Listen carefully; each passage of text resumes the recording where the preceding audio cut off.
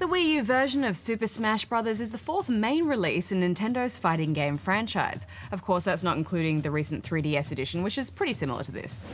The series has always shunned genre staples like health bars and intricate button combos, and instead opted for a more simplistic style of combat, focusing on belting opponents out of the arena. Such a satisfying way to dispatch your foes. Smash Bros. Has an ever-expanding roster, which is now over 50 characters.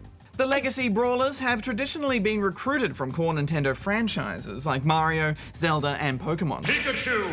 So to make up the numbers, we've seen less obvious franchises like Fire Emblem and Animal Crossing thrown into the mix.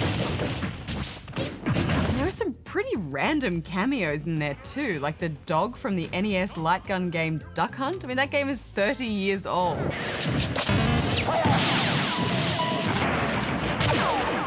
Plus, we also get some non-Nintendo brawlers like Sonic. That was almost too easy. PacMan, and Mega Man.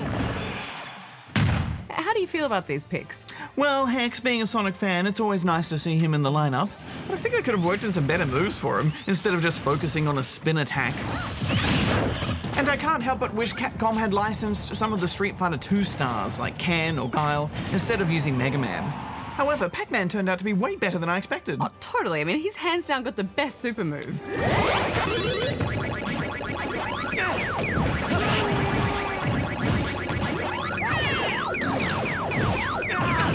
But we should probably discuss the new features because there are no shortage of those either. Yes, this felt like quite a generous game to me. There are dozens of different modes, so it took a few days before I'd even played them all. Of course, there are the standard array of training and fight your way to the boss modes.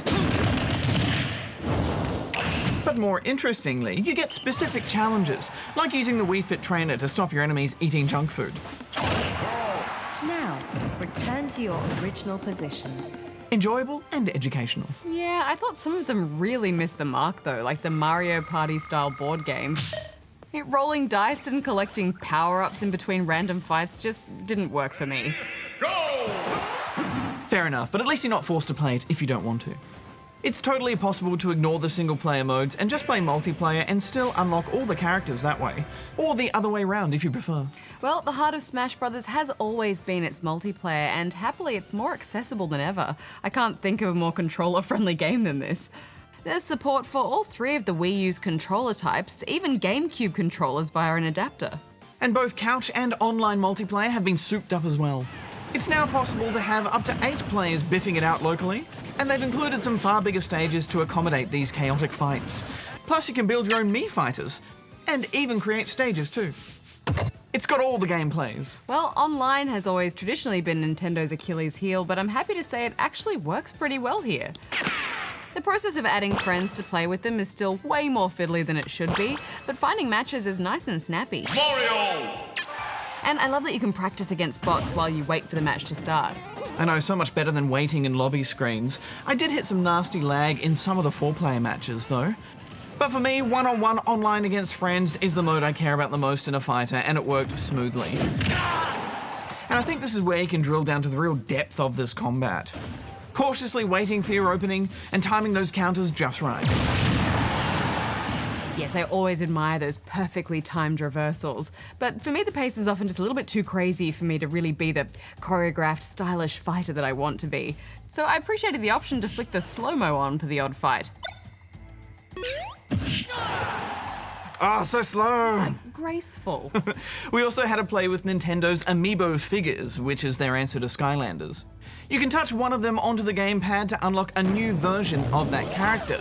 But they're not actually giving you access to anyone new. Yeah, it feels a bit half-hearted, doesn't it? The alternate character you unlock can be trained up as you fight against it, and you can feed it stat upgrades. So the idea is that you then pit your Amiibo character against someone else's. I get that they're trying to do a spin on the whole Pokemon training side of things, but it just fell flat for me. As I mentioned though, none of this is forced on you, and that core Smash Bros. Combat is just so fun. Yeah, and considering this is mashing together decades worth of Nintendo history, it's surprisingly coherent. Sure, some of the side dishes aren't great, but there's no denying that this is a buffet of biffo for fans to gorge themselves on, so I'm giving it 9. Delicious metaphor, Hex. Yeah, this is top-notch stuff. I'm giving it 9 as well.